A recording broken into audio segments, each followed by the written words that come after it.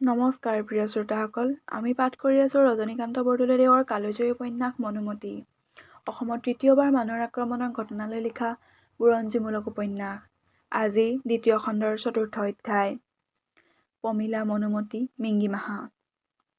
মানহঁতে পমিলাক আৰু মনোমতীক একেলগে থোৱাত মনোমতীৰ দুখতো অলপ সুখ হৈছিল। ৰাংঢালী পমিলাই মনোমতীক নানা তৰহৰ কথা বতৰা কৈ উৎসাহ দি আছিল, আৰু সেই বিপদৰ সময়তো খুহুতীয়া কথা কৈ মনোমতীৰ জয় পৰা মনত অলপ ৰং লগাইছিল। মইনবৰী গাঁৱতো পমিলা মনোমতীৰ আজি দুদিন নিৰাশাৰ। মানহঁতে তেওঁবিলাকৰ জাতকুল মাৰিবৰ অভিপ্ৰায়ে তেওঁলোকক সিহঁতৰ ৰন্ধা ভাত আনি দিছিল। চতুৰী পমিলাই ঘৰৰ ভিতৰতে নিজৰ কঁকালত থকা সাঁচতিৰ কটাৰী এখনেৰে গাঁত এটা খানি লৈ মানহঁতৰ ভাতবিলাক সেই গাঁতত পেলাই দিছিল, আৰু ভোকে লঘোণে তেওঁবিলাকে দুদিন দুৰাতি কটাইছিল। এতিয়া গধূলি হোৱা দুয়ো সখীয়েকে চুক এটাত পৰি ডিঙিত ধৰাধৰি কৰি কথা বতৰা পাতি মনৰ দুখ মনতে সামৰিছিল। মনোমতীয়ে কৈছিল, সখী, আমাকনো কিহে পালে? পমিলা, আন একো নহয় সখী, আমাক কালেহে পাইছে। মনোমতী, সখী, ইহঁতে আমাৰ দেউতাকনো কলৈ নিলে? কি কৰিলে? প্ৰভুৱেনো আমাৰ কপালত ইয়াকেহে লিখিছিল নে? পমিলা, সখী, ইয়াকে নিলিখিলেনো আমাৰ এনেকুৱা বিলাই কেলেই হ'লহেঁতেন?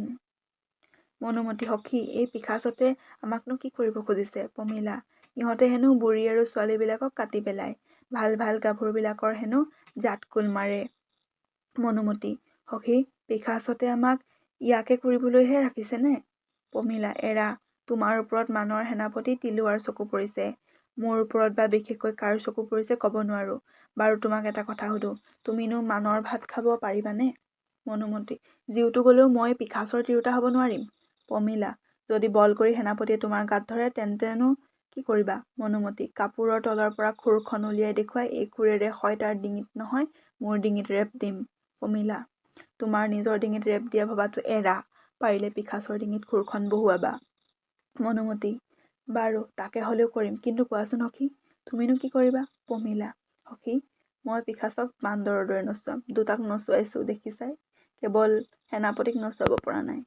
এইদৰে দুয়ো সখীয়েকে কথা বতৰা পাতি থাকোঁতেই মিংগিমাহা আহি ঘৰৰ ভিতৰত সোমাল। সি ঘৰৰ ভিতৰত সোমোৱা মাত্ৰেই মনোমতী ভয়তে চুকত সোমালগৈ।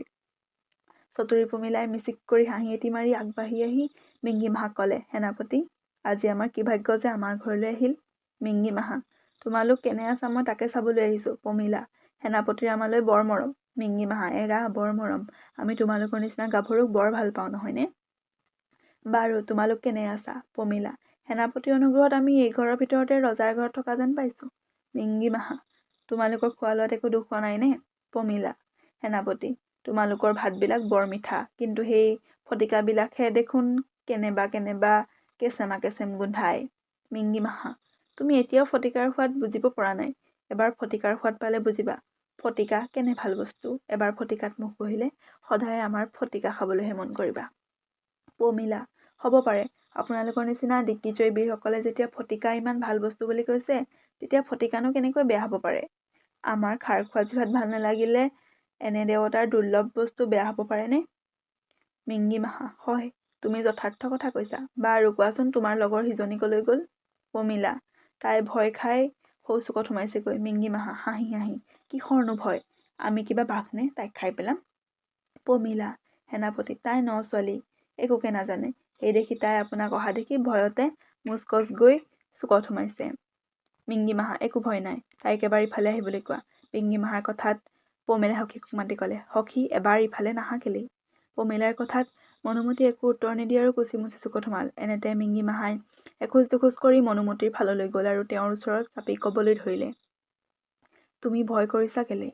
মনোমতীয়ে ক'লে, সেনাপতি, তোমাৰ যদি অলপো ধৰ্ম ভয় আছে তেন্তে তুমি মোৰ ওচৰত নাচাপিবা, কাব কৰিছোঁ, মোক এৰি দিয়া। মিংগিমাহা, মইনা, তোমাক এৰি দিব নোৱাৰো, তোমাক মই বৰ ভাল পাওঁ। তোমাৰ ৰূপত মই তেনেই ভুল গৈছোঁ। মনোমতী, সেনাপতি, আপুনি ডাঙৰ মানুহ, আপুনি আপোনাৰ স্বদেশীয় ৰূপৱতীবিলাকক মৰম কৰকগৈ। আমাৰ নিচিনা দুৰ্ভগীয়া আপোনাৰ মৰমৰ যোগ্য নহওঁ, বিশেষ আপুনি আমাৰ শত্ৰু, আপোনাক কেতিয়াও আমি ভাল পাব নোৱাৰিম। মিংগিমাহা, বুকুৰ জীও, তুমি যিহকে ভাল পোৱা মই তাকেই কৰিম। তোমাৰ পিতাৰাক এৰি দিম আৰু আন যাকে এৰি দিবলৈ কোৱা তাকে এৰি দিম। মুঠ তুমি ভজা। মনোমতী, বীৰ, আপোনাৰ যদি দৰাচলতে মোলৈ কৃপা আছে তেন্তে অনুগ্ৰহ কৰি আমাৰ আটাইবিলাকক এৰি দিয়ক। আমাক মাৰিনো আপোনাৰ কি লাভ হ'ব? আপুনি আমাক এৰি দিয়ক।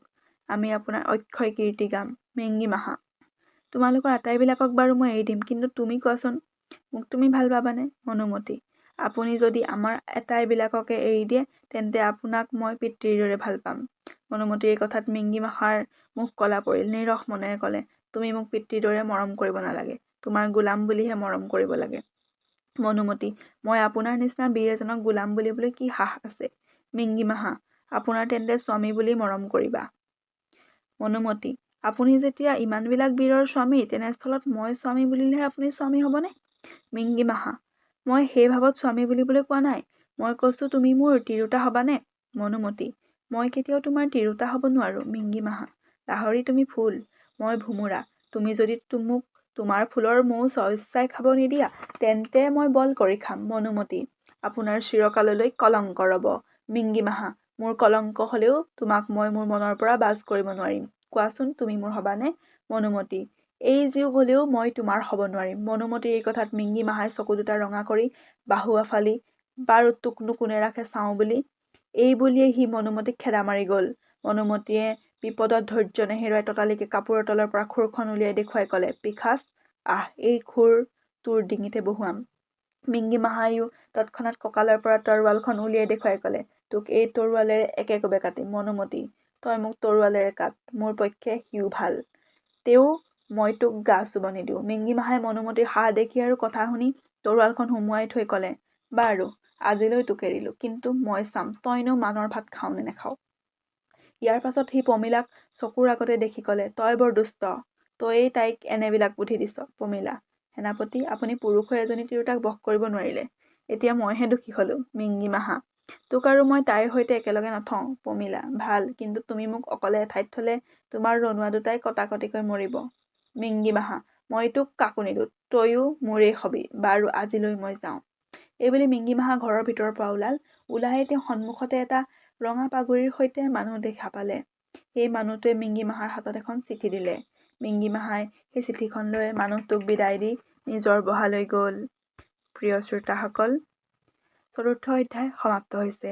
আকৌ লগ পাম ৫ম অধ্যায়ত। তেতিয়ালৈ ধন্যবাদ।